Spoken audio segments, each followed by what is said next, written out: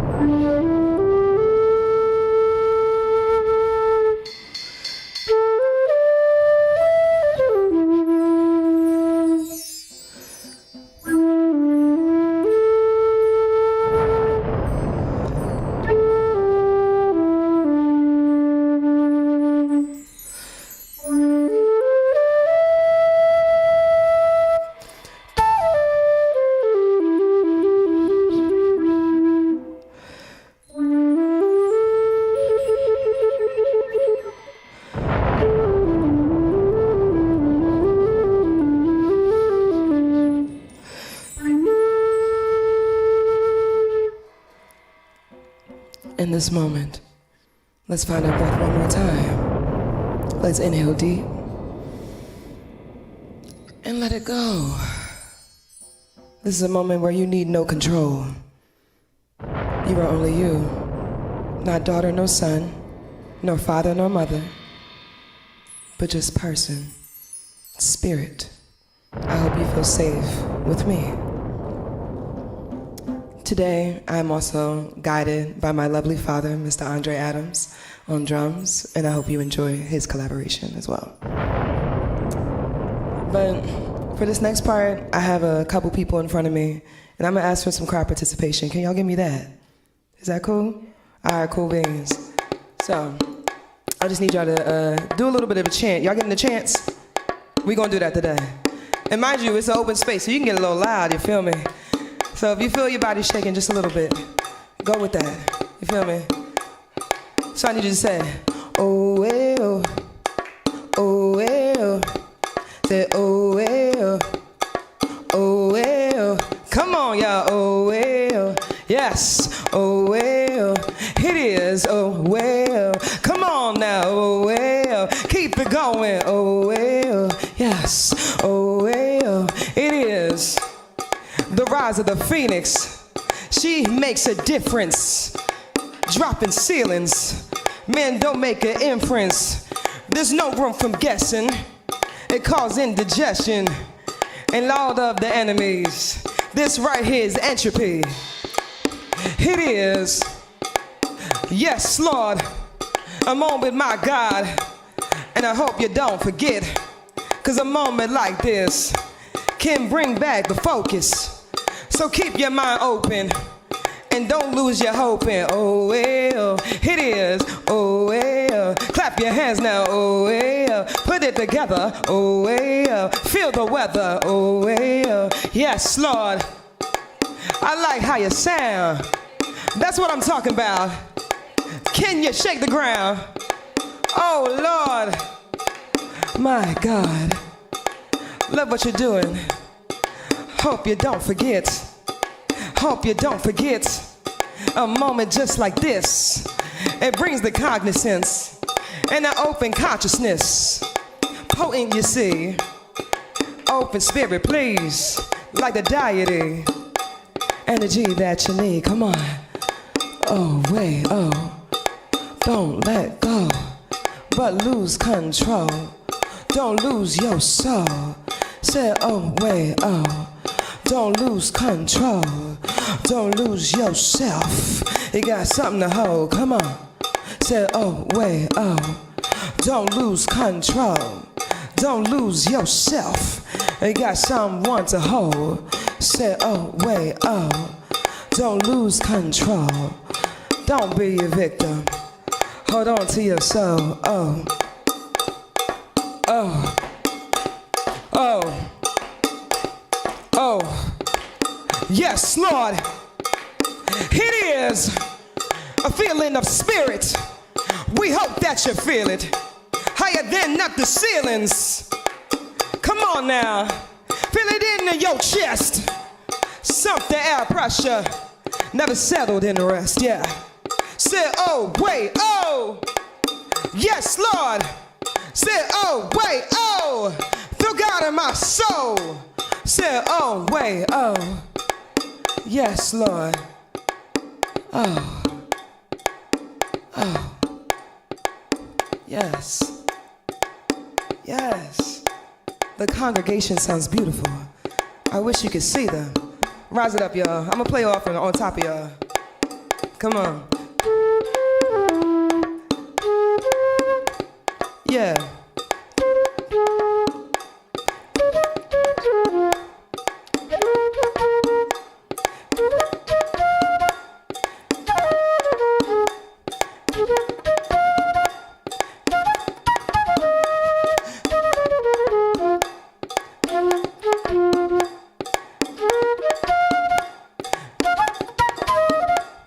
Oh, wait, oh. Don't let go. Feel your soul. And don't lose yourself. But don't lose control. One more time. Said, oh, wait, oh. Don't lose control. Don't lose yourself. Don't get stuck in the hole. Yes. So years ago when I first started performing, there would be moments where there would be some really lovely beginning events that would run out of some type of speaker sound or whatever, and my dad would come to my rescue every time. And to be able to have my father be at my side and allow music to bridge our relationship to the point where he became such a support that he is now my teammate and somebody I really, really respect and admire. So I just thought this would be a really special moment to also have him with me because he's a very powerful person, but he doesn't let his power overshadow how much of a friend he can be, how much of a kind person he can be, and how open-hearted he could be. So a lot of the stuff that we're doing today is just from the heart, stuff that we used to do on the fly, and I feel like this is also where I've started as well. I was back here maybe 7 years ago with Global Village, so being able to be brought back with a different organization that also shows love to local artists, I feel honored and grateful, and thank you, Josh, for all that you're giving, and thank you, Neptune, for bringing me to Puerto Rico, because I wouldn't be here without that, John. So let's do black tea, old school style. There's a lot of moments in the world right now that are really heavy, and we find ourselves focusing on that, trying to fix it, trying to change people's minds to be on our side. And I feel like sometimes it's okay to just find the sweetness in what does exist already.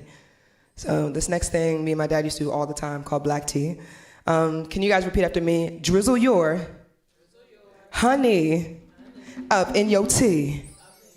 Yes, Lord, you better drizzle your honey up in your tea, darling, because this is something that makes you feel a little bit of warmth and comfort. Yes. My God. Said, drizzle your honey up in my tea, cause I need something to sweeten up my drink. Drizzle your honey up in my tea, cause I need something to sweeten up my drink. Need something sweet to help the bitterness, pocketing anger, cancerous to my intellect. Calm down, it's in your best interest. My emotions in the back, just waiting to interject. Unrequited comments overflowing at the mouth. Charming, word bombing, manic, raised volume. Just like 8 in the morning, man, I gotta stop it. Never used to bother me, but now I want drama. See, rolling with the negatives was never the option. Repressed stress, her feelings never talked about it. Snowball effect, and now it's a real problem. Papers and leaves in the wind, temporarily part the soul. Drizzle your honey up in my tea, cause I need something to sweeten up my drink. I don't need no more coffee, please. The bitterness might just dehydrate me. Drizzle your honey up in my tea, cause I need something to sweeten up my drink. I don't need no more coffee, please. The bitterness, it just might dehydrate me. Yeah, come on. Mess up the function. Energy like this might keep you lunching. Drizzle your honey up in my tea, cause I need something to sweeten up my drink. I don't need no more coffee, please. The bitterness dying to dehydrate me. Drizzle your honey up in my tea, cause I need something to sweeten up my drink. Come on. I don't need no more coffee, please. The bitterness might just dehydrate me. It is a little drip of honey So become the foolishness, the things that make you fall forward.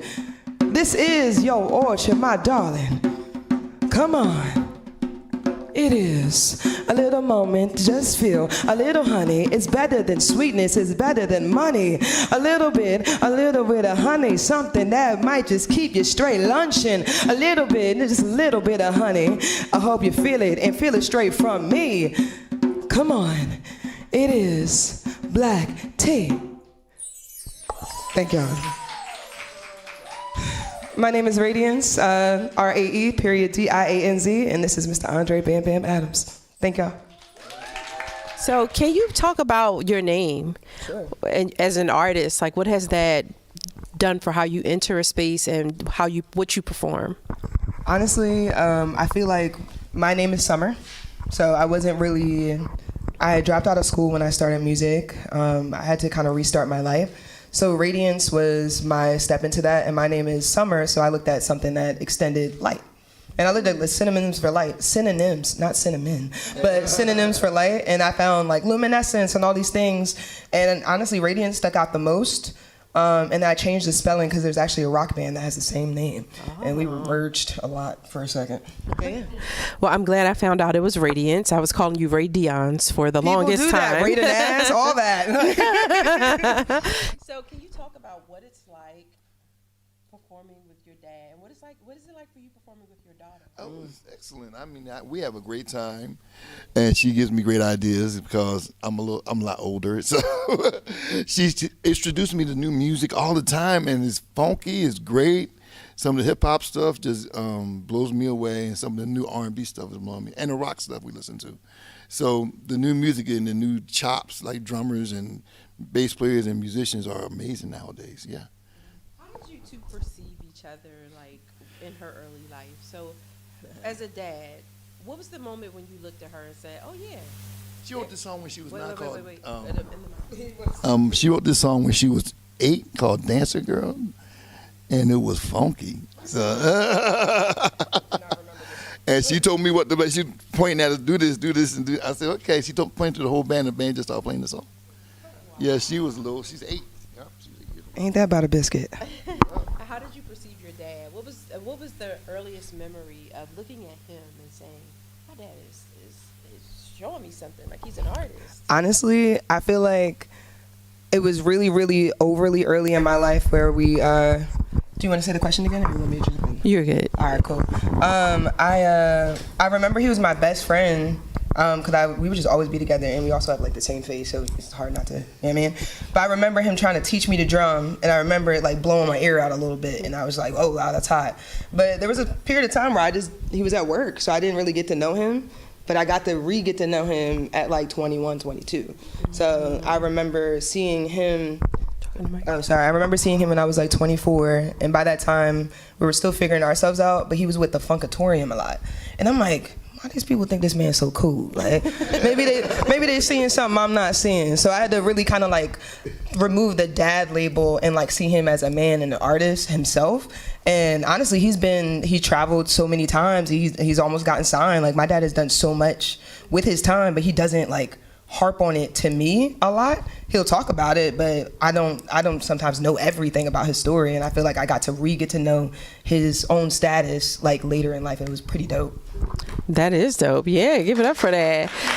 So this is fantastic. So I guess my final question is, I'm curious to know, you said you dropped out of high school. No. Did you drop out of college? You dropped out of college. I have my diploma and about 60 credits at Westchester. Okay, that's good to know, because I'm like, yeah, well, like, what was that journey like though? Just deciding what you wanted to do and what you didn't want to do, and so how did you get from there to here?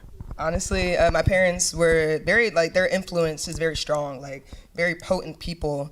And around when I was in high school, my mom stopped music. My dad will never stop music because it's in his chest. Mm-hmm. But she ended up getting her doctorate for psych. So I went to school for psychology, and it just didn't really feel right at some point. And I was finding myself compromising a lot of my own wants to be able to give somebody else something else. So when I took a step away, I was very lost, and I found, by the grace of God, I found so many different communities from just serving and starting my life all the way over. And I had to kind of know who I was without somebody else telling me what I should do, and just do what felt right for my spirit. And I just wasn't used to that feeling of intuition, because I always kept saying it's wrong. So this kind of gave me the redefinition of what divine feminine intuition really is, and really leading and understanding to like guide yourself with love. Because some people are trying to guide you the best way they know how. It's never in malice. But at the same time, you have to love yourself with your own wants, because I'm going to go to bed with me at the end of the day. So, yeah. That's so beautiful. Where can people find the two of you, and how can they support you? So you can find me on Instagram at RAE.Dianz. I also have a website with the same name without the period in it. Also, there's a documentary I released through the Black Music City Grant that is in honor of this guy over here.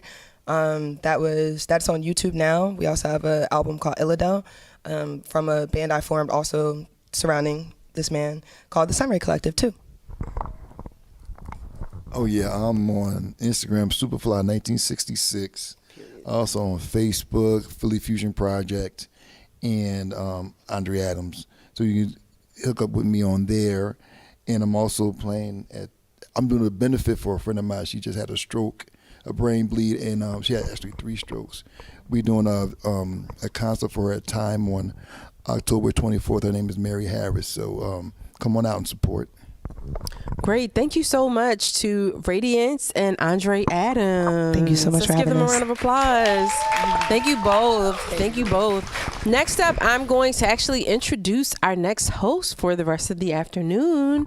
Many of you may know her as a singer, actress, filmmaker, dancer, minister.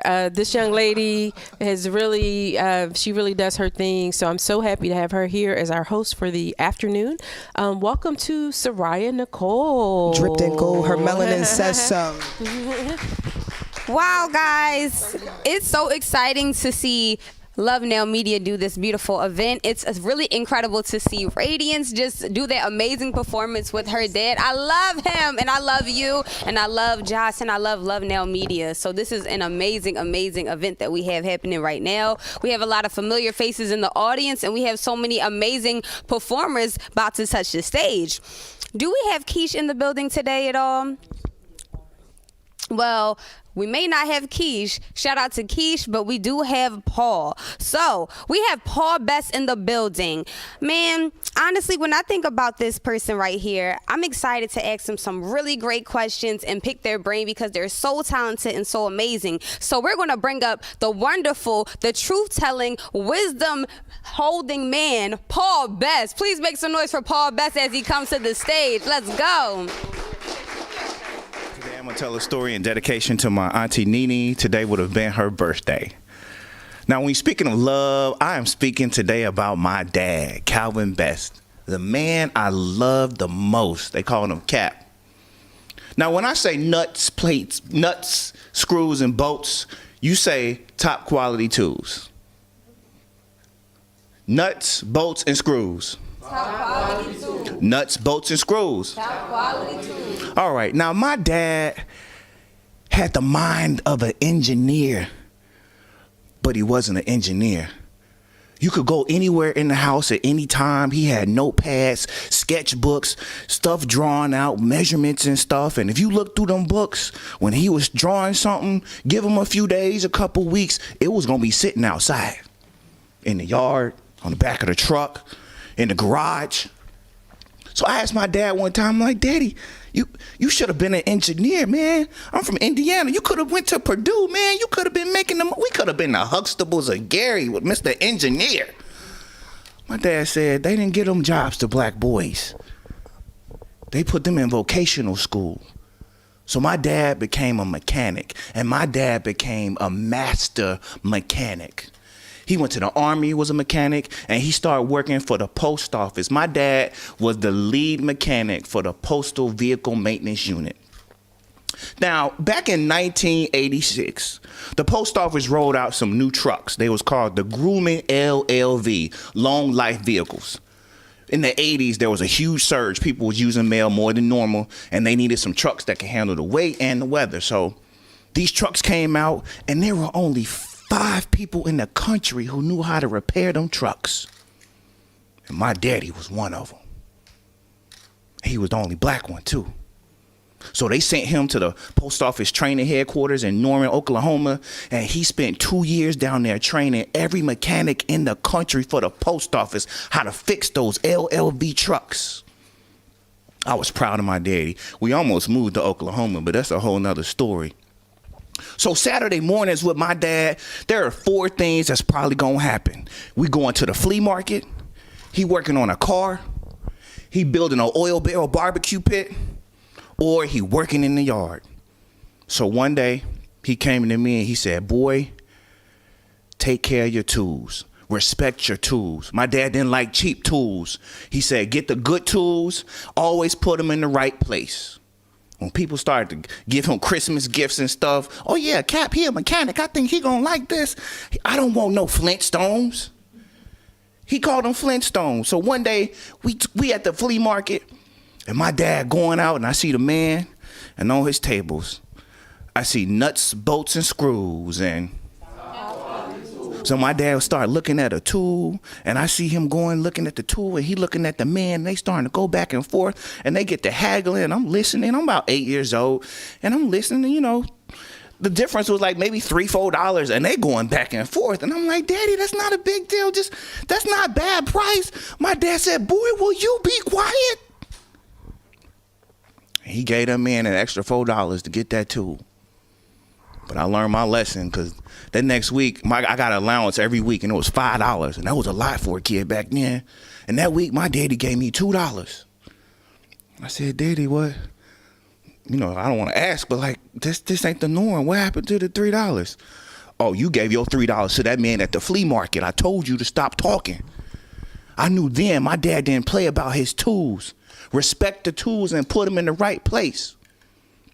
So time moved on. One day, my daddy woke me up, said, get up. I'm working on a car. I need you to watch something. So I get out there, and I'm thinking he usually let me help him with something, but he just had me sitting there.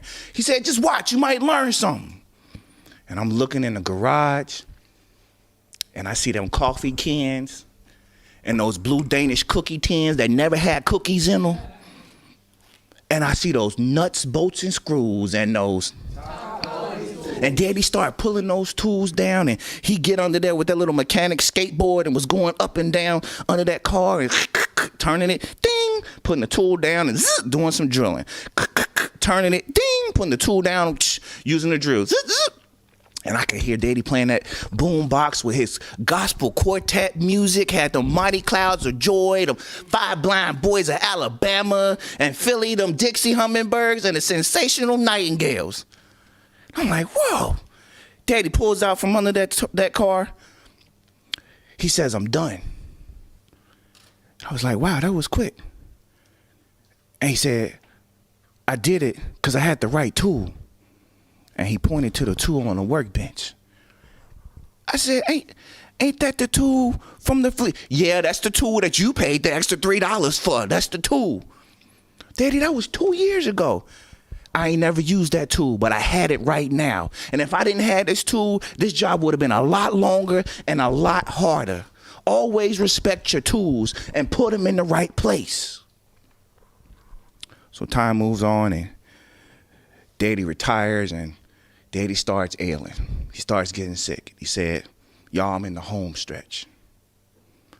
So Dad started doing everything on his bucket list, doing everything on the honey-do list to let my mama be nice and calm. He even wrote his own obituary. He made video clips to MC his own funeral, and he did it.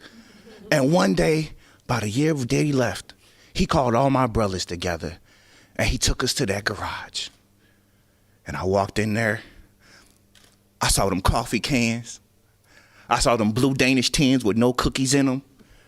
But it had nuts, plates, and screws, and Daddy started calling each one of us to him and go get that, put that there, take this bag, put that in there. He started giving all the tools away. And I'm the youngest, so he got to me, and I'm like, well, Daddy, I don't need this. I'm like, I'm good with my little Flintstones. I don't be doing all this stuff like that. He said, you my son. You gonna need these tools. So all my brothers walked out the garage and left with Daddy, and they took the tools, and I was walking out, and I put them tools right back in that garage. I wasn't gonna get them tools until I need them. I wasn't gonna grab them tools until my daddy was gone. So time moved on. I bought my first property. And just like any Philly house in the back, them Philly trash trees start growing in the back. You know them big leaf trees grow in the crack of the sidewalk, grow in the side of the house. They start growing in the back, and I had to cut them down. It was Memorial Day. I'm trying to chill. Next thing I know, I done put my work boots on. I done put my work clothes on. I done got a thermos filled with ice water. I start playing that quartet music on my speaker. I grabbed my keys, and I grabbed that bag of tools my daddy gave me. And I started cutting all them trees down, all them branches. And what should have took all day only took 2 hours. Because my daddy gave me the right tools. November, it'll be 5 years since my daddy left. And this grief journey ain't been easy. I lost my best friend. Part of me left and ain't coming back. But when it gets rough and gets hard, my daddy left me some other tools. I got some stories, I got some wisdom, I got some memories, and I just reached down in there with a grief journey that should have been hard and traumatic. It's been peaceful, steady, and full of gratitude, because my daddy gave me them nuts, bolts, and screws. Top quality tools. And I always put them back in the right place. And don't you worry, ain't no Flintstones over here. Wow. Please give it up, give it up, give it up, give it up. You gotta say it just one more time. Come on, one more time. Take the mic, please. Cause I love that. I love that. Yep, take the mic. Oh, you want to take it? Okay, I'm like, wait. What was it again? Nuts, bolts, and screws, and top quality tools. There you go, yes. Oh my goodness. Wow, thank you for being so vulnerable and sharing that piece with us. Thank you. How do you feel after sharing that piece? I feel relieved. When my dad passed, it was like my storytelling skills just like went up a notch. And I used that grief to kind of push out stories. And so I would write a lot of stories about my dad. Yeah. But this was my first time like turning it into a story to tell people. Wow. And then just the timing, you know, a month away from his transition, that was a lot. But like this has been very healing for me. Yeah, I can imagine. Is this your first time performing it for an audience? Yes. Wow. Yes. Can we clap it up for that, guys? Thank you. We have to clap it up for that. Thank you. Wow, I'm honored to be a part of the audience. And, you know, what part of your story feels most urgent to tell right now? You know, outside of you sharing it, you know, it's a month away, right, since his passing, the 5-year anniversary. But what else has encouraged you to be like, I have to get this out. I have to share this with the world? I'll be 40 in December.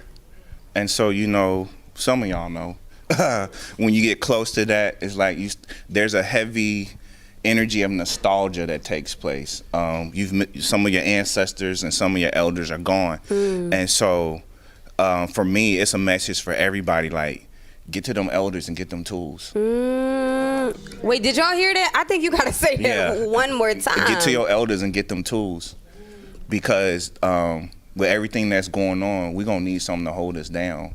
And so the storytellers have always been the ones that had the story and the history. So regardless of what's happening, there's gonna be a time when people are gonna be pulling and they ain't gonna have nowhere to grab. And so you're gonna have to reach within and remember the history that was in your first black history is your family and your community. So get them tools, because we also have young kids. My great nieces and nephews don't know who their cousins are. People move away, families are getting smaller. And so we need those tools to give them a sense of identity and self-esteem to evolve. Wow, I'm blown away. Thank you. I love how you mentioned that our first example of Black history is our family. I think that's extremely powerful, because of course we look to the leaders that we know about in the history books, but sometimes we can forget that our family are the leaders in our lives. And a lot of those movements, when that happened, the Montgomery bus boycotts, when it happened to somebody aunt, then to boycott the buses. You know, somebody had to be at the civil rights movement. Somebody had to listen to Martin Luther King. So all of those top 40s, we got to remember, we got to go from macro to micro. It starts in our families. Wow, it sure does start in our families. And I want to ask you another question. What do you hope to carry with them, you know, after hearing this story? All of the beautiful people here today, yes, carry the tools, but if there could be another quote that you could leave them with, what would you say to everybody here and in the audience? It's a bridge. You have elders, you have the youth, and you have us doing the work in the middle. We should never be passing a torch. The torch should never be passed if we all carrying it. We should be sharing it. So as we go into these elders getting these tools, we reaching back and bringing those young folks with us. And when you look throughout history, especially with Black history, the most impactful ones always had young people involved. Ella Baker, Fannie Lou Hamer, Carter G. Woodson. Yes. There was always some young folks helping them do the footwork. We wouldn't be able to vote if it wasn't for the young folks in SNCC. I know that's right. So always, I got my boys here with me now, Black boys making noise. It's a foolproof plan. When you think about your legacy, if you sharing it with the youth, it's automatically going to continue. If you're sharing it with the youth, it's automatically going to continue. Yeah. Wow. And is that what you do often with your storytelling? Are you always going to audiences that primarily have young kids and young adults? Not primarily. I kind of do the whole community because, again, it's bringing this whole idea of a collective. The bridge, children are worthy now. Children are intelligent now. Children can do things now. Yeah. So if we get back to that collective mindset, then we're going to be good. So my work in education and writing and storytelling and folk arts, it involves everybody. Whosoever will, let them come. Wow. Where can we catch you next? Oh, okay. Me and the boys, Black Boys Making Noise. Black Boys Making Noise. November 14th, we will be with the Jubilee School at the Vine Street Library. Wow. We are commemorating the student walkout that happened in Philly in 1967, I believe. Wow. And so the boys will be doing a choral piece. We're working on it right now to tell the story of what happened. I'm not a boy, but can I be a part of it? We still like writing pen to the paper. Yeah, come on. We would love to have the boys come. Can we have the boys come up, guys? Clap it up for the boys as they come and tell us more about this experience. Yeah. We got room on the couch, y'all. We got room on the couch. Come on, boys. Yeah. Tell us who you are, your name, and how it's been doing this experience. Okay, I'm going to pass the mic one by one. This ain't all of them, but yeah. Yeah, please. My name is Tom. It's on. My name is Tommy Wolford, and I'm in 7th grade. And how's it been doing this? It's been an experience, to be honest. I never really thought and never seen myself doing this. I just saw, my brother doing it, and I seen how happy they were. I see how great they were, and I just wanted to be a part of it. So it was a really good period. I really think Mr. Betts for doing this for me. Thank you, brother. And he good. He good. Hi everyone, my name is Tariq. I am a junior in high school right now, and a journey has been with Mr. Best. He was originally my middle school teacher who gave me this wonderful opportunity to be part of this wonderful group. I learned a lot of new things, a lot of good skills, and I told a lot of good stories thanks to him. So I'm really grateful for him. As he said already, I'm his brother. As you can probably see, we're twins. And yeah, thank you so much, Best. Thank you, brother. Thank you.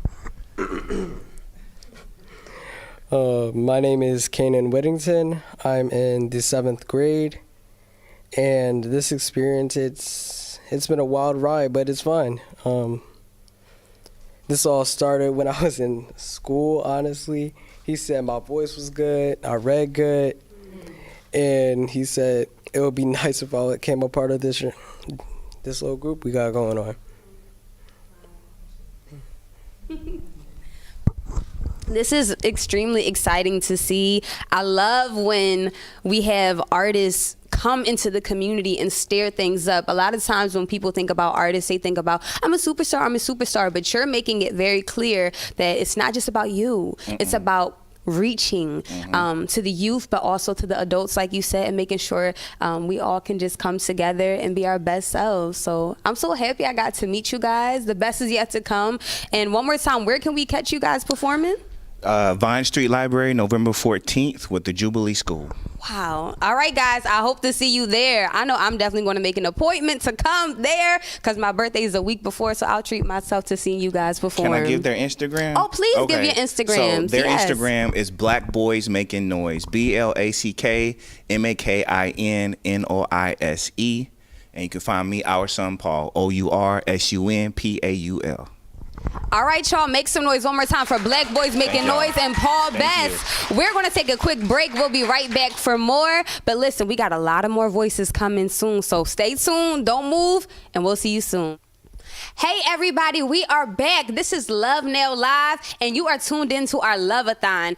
Hey, if you're in the area, please come on down to Philly Cam. We would love to see you. Listen, we want you to come here, check out our merch, and donate anything, man. We are so excited because we have an amazing performer coming to the stage. Listen, I love this poet. She goes by the name of Nikki Powerhouse, and when you think of this name, Nikki Powerhouse, expect to be blown away. Coming to the stage, make some noise, everybody. The one, the only, Nikki Powerhouse!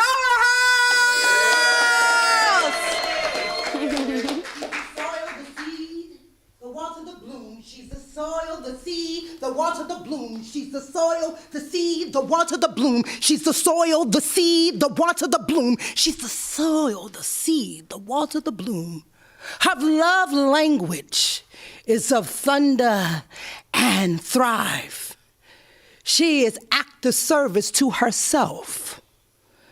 So she is everything she would be. She would be both prayer and possibility. And when on days that she don't feel like it, she would be the soil, the seed, the water, the bloom.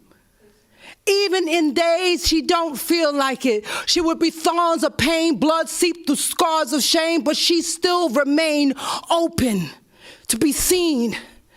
So mirrors become rituals where I love you, I see you, I believe in you, and I am so very proud of you. And she would be the garden of her own. She would be the Shiro in her stories. She would remember things her mother would tell her after she would ask her, "Mommy, why are you always crying?" And her mother would reply, "Because they're my tears. I can do whatever I want with them." And days she would learn in her adulthood that tears are for the releasing, tears of all of her ownership, tears of all the healing.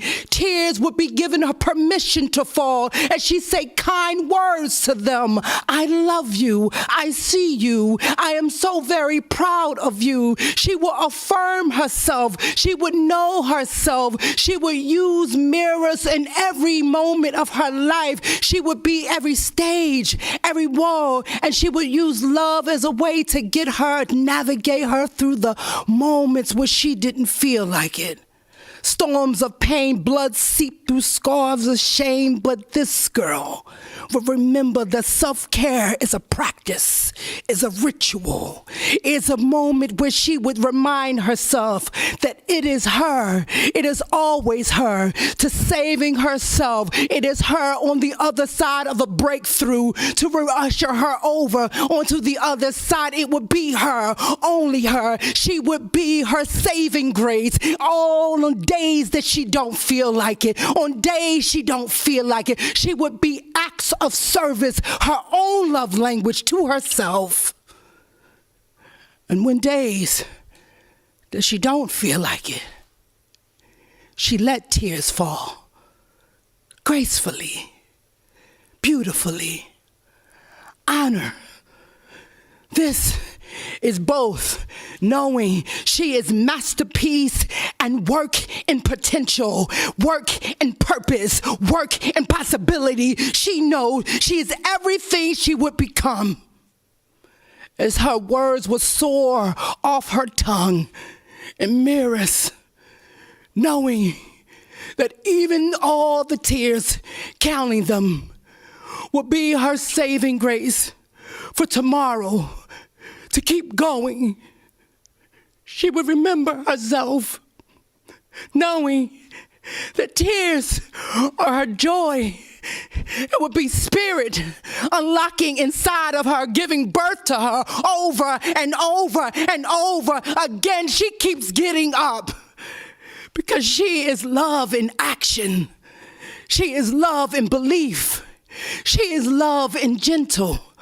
She is love of herself. Powerful, a profound love that she discovered along the way, Many roads always lead her back to herself. Many roads always lead her back to herself. She is the soil, the seed, the water, and the bloom. She is the soil, the seed, the water, the bloom, and she keeps growing. Keeps going. Every step of the way she connects herself back to her little girl. She knows it is her little girl that reminds her, I see you. I see you. I see you. Keep going. Keep going. Keep going. I see you. I see you. And it's her little girl that reminds her that even when the days she don't feel like it, feel,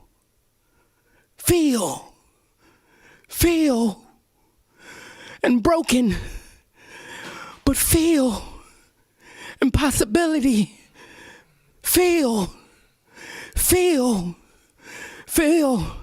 the softest part of yourself. Feel, I see you. I shall. Can we just clap it up one more time for Nikki Powerhouse? Do we have any tissues at all? No, don't take no tissue. Okay. Let them fall. Let them fall. Let them fall. Let them fall. Let them fall. Guys, this is incredible.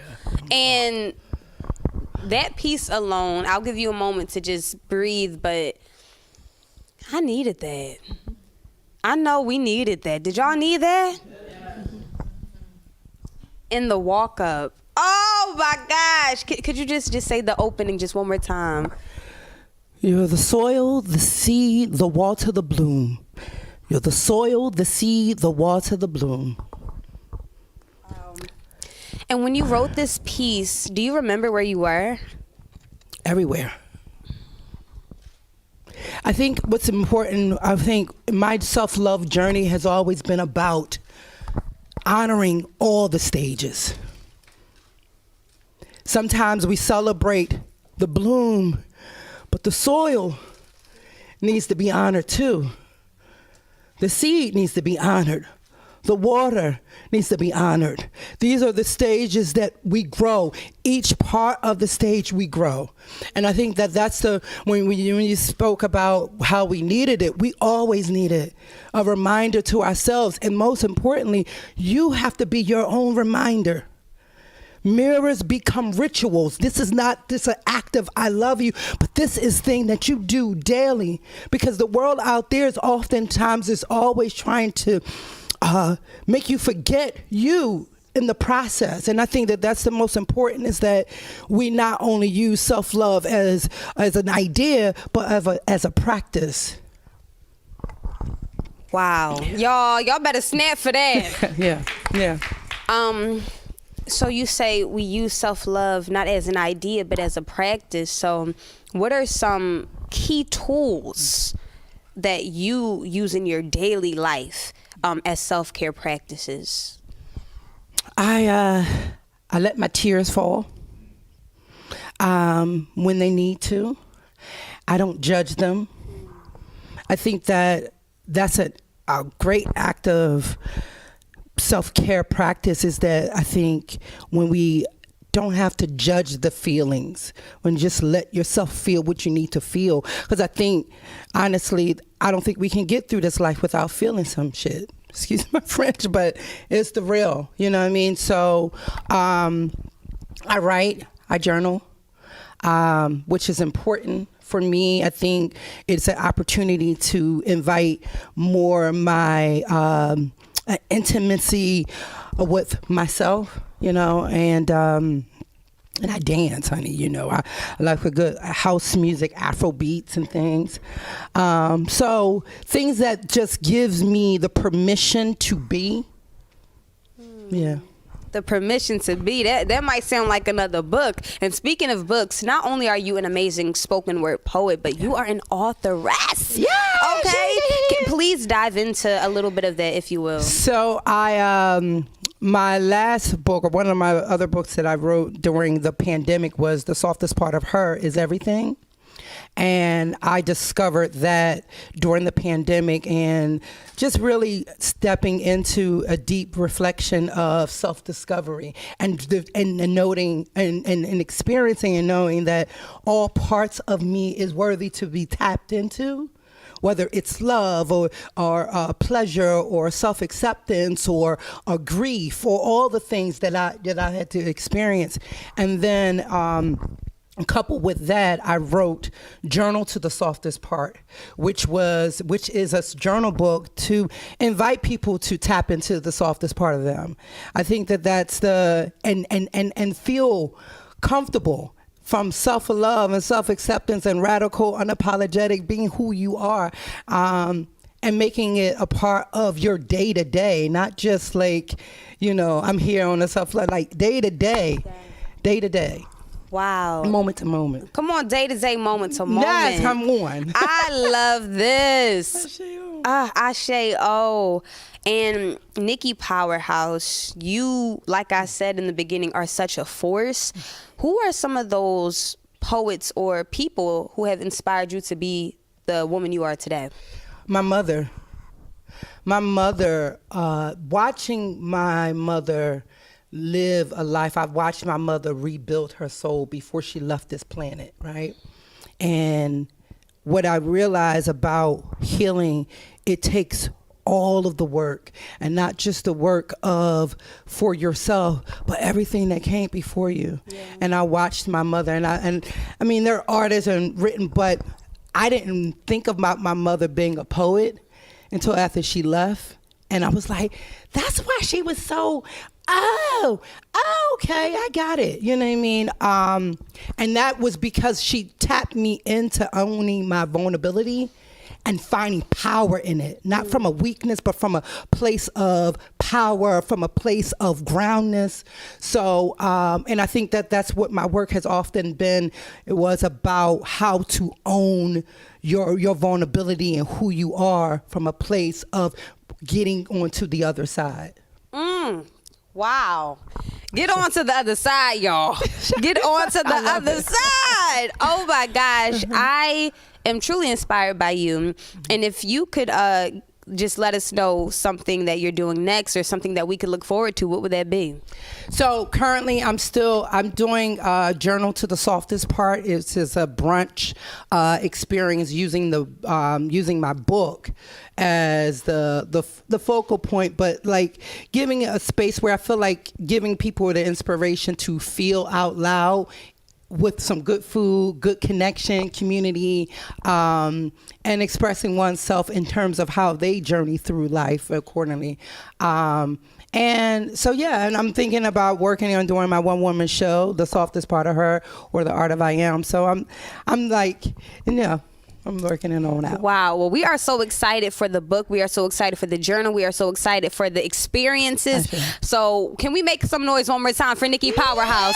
Thank you so much for being here. Thank you so much. Thank you so much. Thank you, mother. Blessings, blessings. Wow. Ashe-o, as she says. Ashe-o. Wow. Guys, we are not done quite yet. If you want, you can follow Nikki Powerhouse everywhere at Nikki Powerhouse. And with that being said, y'all, this is the Love-a-thon, y'all. Right now, Love Now Media is happening live. And if you are in the city right now, you can come meet us at Philly Cam. We would love for you to check out our merchandise and everything that we have to offer. And please, if you feel led, donate, plant a seed to keep this going. All right, y'all. Up next, we have a very, very special guest. Her name is Victoria Bess. What's with an exciting round of applause, I need everybody to make some noise for Victoria Best as she comes to the stage. Victoria, how you doing? My name is Soraya. It's good to meet you. How you feeling today? I will not complain, Soraya, and I'm just going to say my name is Dr. Victoria Best. Oh, wait, hold on. I'm sorry. Introducing Dr. Victoria Best. Clap it up one more time. Wow, Dr. Victoria Best is criminal justice, gender equality, equity, powerful storytelling, everything that you can imagine. She's the best, and that's why she's the Dr. Victoria Best. How are you feeling now that you have cleared it up, got the record straight? I'm feeling amazing, and I like to do that because for one time I wasn't comfortable taking that title, but now I want to not only assume it, I want the world to know it. I know that's right. Yeah. Wow. Well, we have some questions for you today. I'm so excited. I'm going to call you Doctor for the rest of this interview. Yes, Dr. Best. Dr. Best. Yes. I love it because she's the best. All right, now let's just dive right into it. Now, how did you begin this journey into advocating and just diving into justice and gender equity? So as a young woman, I found myself in foster care and placement, not really knowing who my biological parents were. And then I found myself becoming a statistic into the incarcerational system. Not only that, coupled with being a teenage mom, into drugs and all different other things, I found myself confronted with, am I going to live my purpose or am I going to die? Wow. And so I wanted to live in purpose, on purpose. And so that is why I'm here. I do the work of making sure that not only is my voice heard, but those who had similar stories to mine, we can shed light on their stories as well. Wow. Thank you. Thank you for allowing us to experience you. And your vulnerability is it's heartwarming to see. So I want to just dive right into it now. Your personal experience, they've definitely shaped this work for you. So if you feel comfortable, what was just one moment in your life that really cultivated this, if you don't mind sharing? Having my oldest son. My oldest son is 28 years old, and I know I look fabulously young. You do. And I thank you for that. But being a teen mom is what gave the intention behind the purpose. And seeing my child born and seeing the opportunity that he could be taken away from me at any moment. And I finally have found love that was unconditional was the turning point. And then once that happened, and I still had some challenges to bear, I found myself and my brother in a justice impacted situation. And my brother was given 10 and a half to 20 years. And that, in addition to being a mother, changed my life. I mean, totally changed my life. I started school, working. I never knew that I had so much energy until I was ready to live. I was ready to go. It was like somebody finally took the car off neutral. Wow. And put me in drive.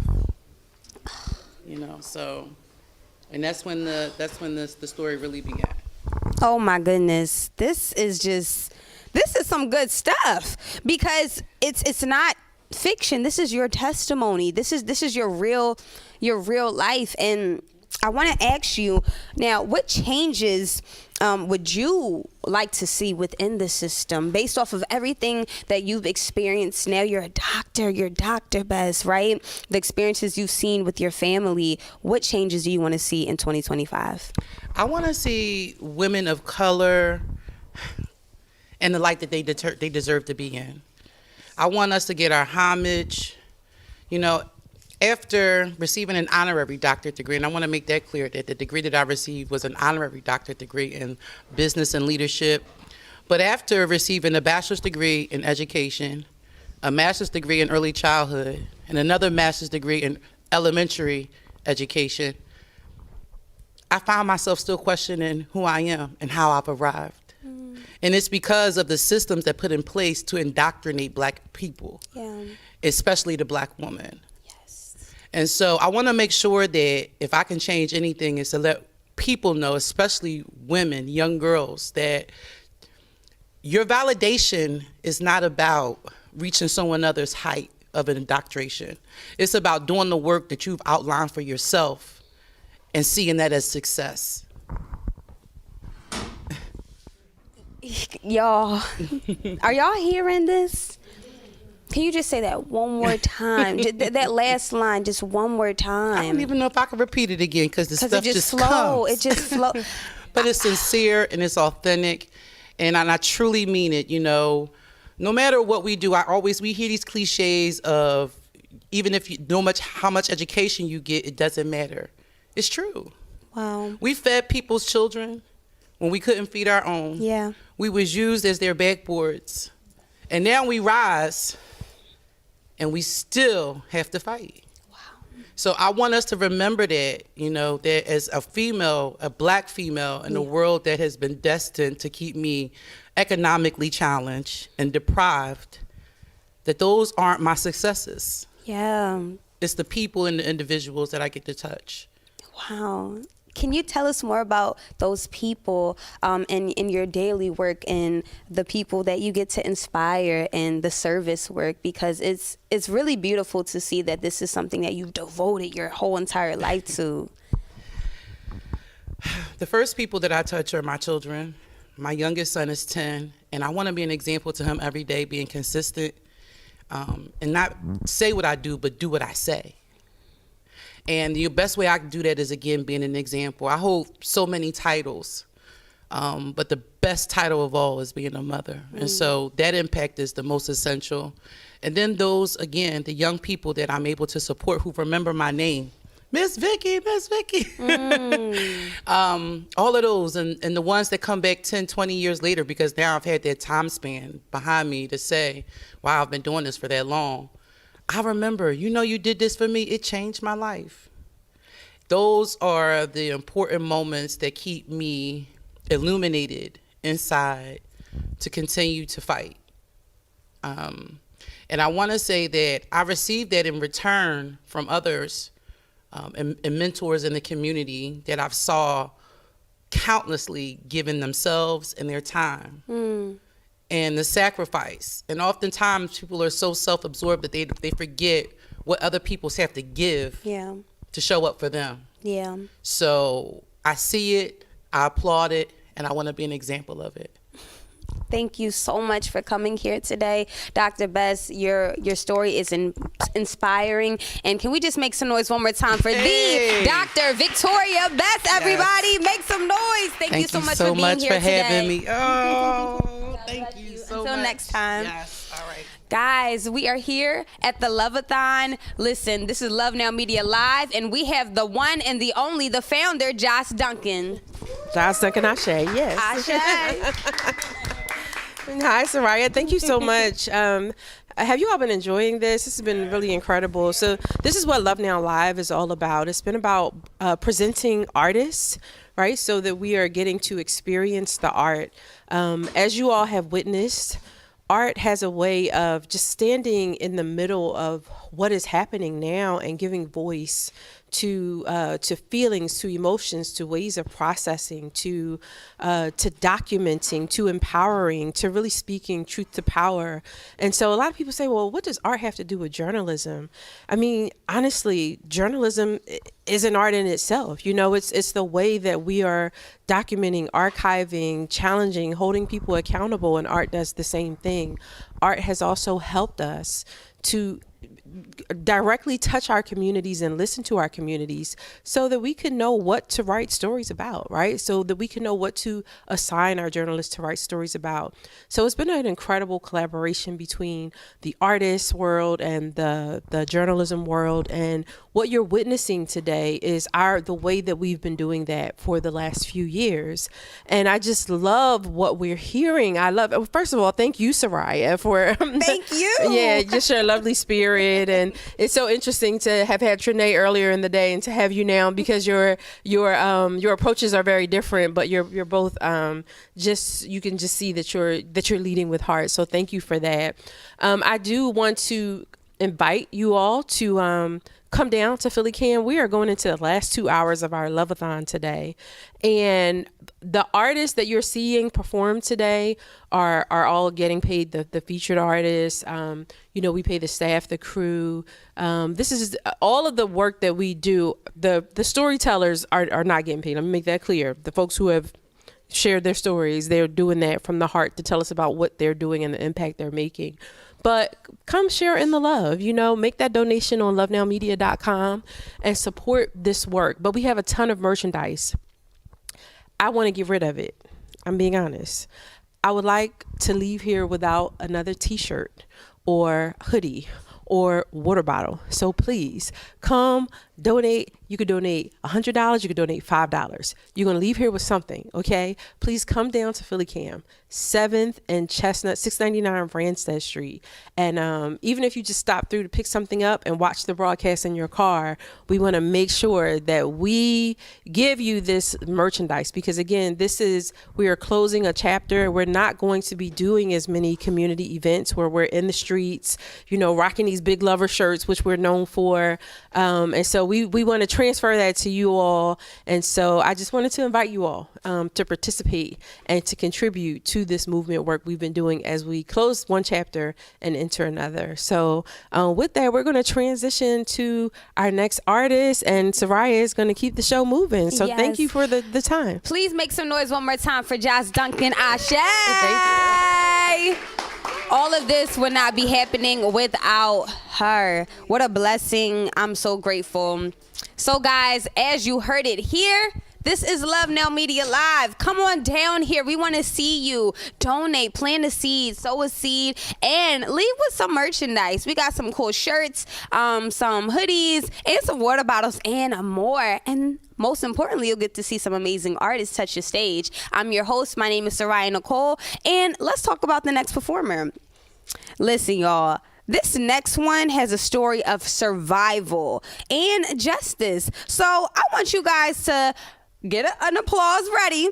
Come on, y'all. Get an applause ready. And make some noise for the one, the only, Dana Johnson. Woo!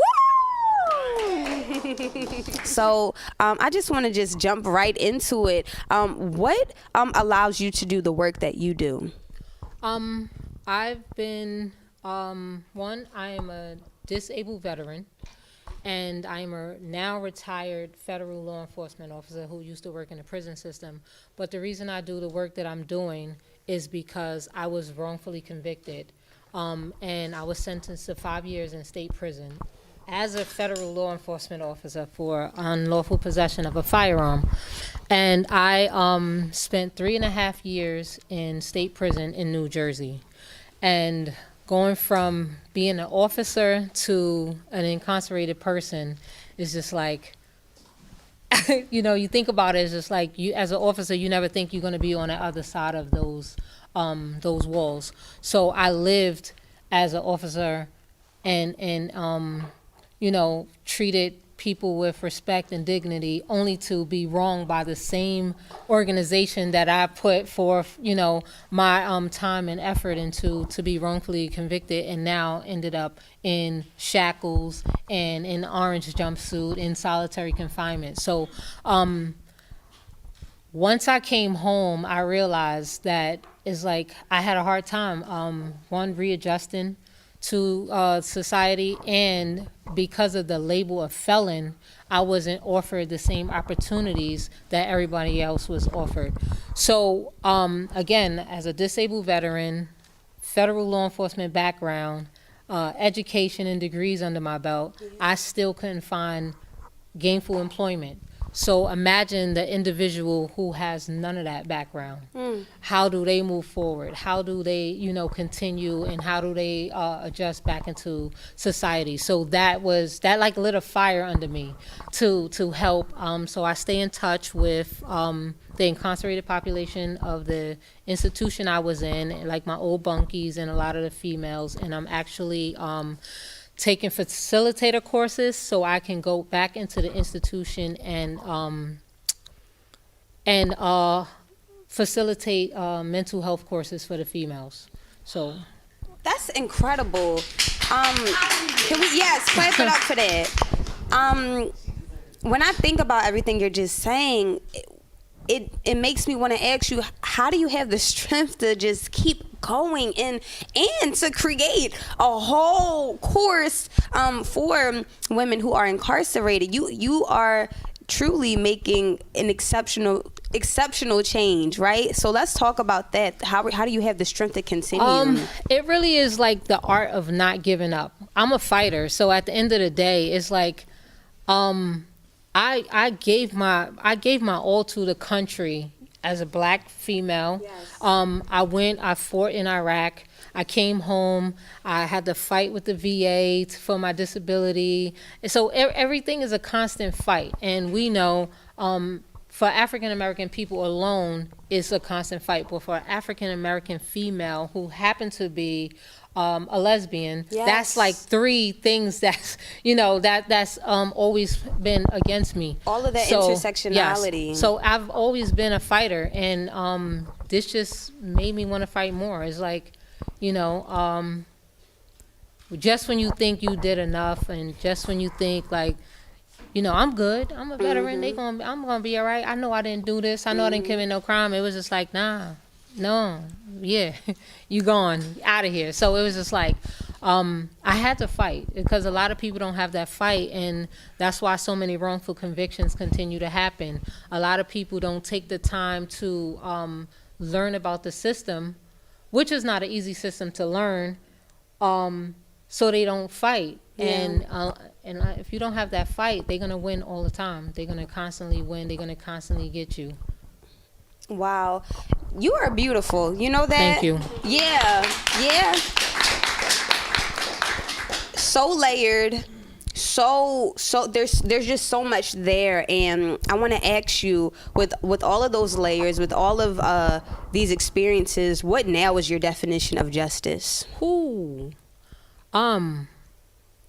I really don't even believe a lot in justice in the system at all, to be honest. Because of especially with the administration that we have now, like, it's hard to even believe in a system that's constantly tearing us down as a people, that's constantly tearing, like, it really is. That's an interesting question, because I believe, like, I'm exonerated, so I've seen justice, but people see me and say, oh, well, congratulations, you exonerated, but it looks good on the front, but in the back, the mental aspect of it, me moving forward, how I deal with my family, how I deal with my friends, how that part of you never changed. So No. it's like, I won, my case was overturned, but what did I really win? I still was struggling when I came home. I'm still struggling now in certain aspects of my life because of that process. So yeah, I'm exonerated, but what did I really win in the back end, Wow. If you could take a chance just to think about one of the blessings, right? This reminds me, your story kind of reminds me of Joseph in the Bible, and how Joseph was so qualified, and in your case, you have the degrees. You were a freaking police officer, right? Yes. But you still had to go through that imprisonment. What was one thing that you learned in prison that allowed you to keep your mind, to keep your strength, right? I believe purpose. Like, being in solitude and being in that solitary confinement and being alone, you have no time but to think. And you just walk. I just used to walk around that cell, and I've grew closer in faith.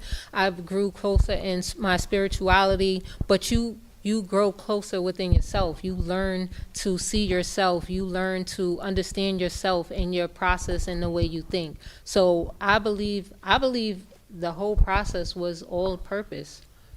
Wow. And yes, absolutely. Your story is just. Have you written a book? Like, I'm actually in a process of writing a book. Can we talk right about now. that, please? Yes. Yes. Please let's talk about that. Let's talk, because I see this not only just as a book but a film, and I see this story, your testimony, all over the world. Yes, I'm actually writing a book right now. I think I'm in like chapter 5. It's called Both Sides of the Wall, and it's because I'm speaking from the officer perspective versus the incarcerated person's perspective. And I also get a little into the similarities of the prison system and the military, which is very similar. So it should be coming out soon, hopefully next year, but I'm in the process of doing that. I also started a book publishing company called Pen of Purpose Publishing, where I'm trying to self-publish my own books, and I created a justice impacted theme adult coloring book. And that's out now on Amazon and Lulu.com, but it's definitely one of its kind. So if you know someone who's incarcerated, a family member, a friend, or you've been incarcerated or impacted by the system, you can relate to some of the stories inside. And I'm speaking from stories that I heard as an officer and stories that I've seen as an incarcerated individual. So it's interesting. Affirmations, quotes, coloring pages, short stories, so it's pretty good. It's called Justice or Just Us. You are so dope. You are so dope. Yo, please, listen. If you could just tell us where we can continue to support you and follow you, whether it's social media or a website. Well, the social media, I don't even know my social medias. I know the book social media is Pen of Purpose. It's called Pop Publishing 1 on all social media platforms. That's Twitter, X, Facebook, TikTok, and Instagram. And that's going to be putting the books that I created out once I start pushing the books out. And my personal Instagram, I think, is DJ Showtime NYC. I'm not sure, but I think it is. Is it that, John? So, yeah. Well, Dana, thank you so much for being here. Thank you for sharing your story with us. And I just want to just clap it up. So can we clap it up one more time? Can I Thank you very much. Absolutely. Thank you. Thank you very much. Thank you. God bless you. Wow. We are going to take a 5-minute break. We'll be right back with more entertainment, more stories, and make sure you're keeping up with Dana Johnson. We'll be back. See y'all soon.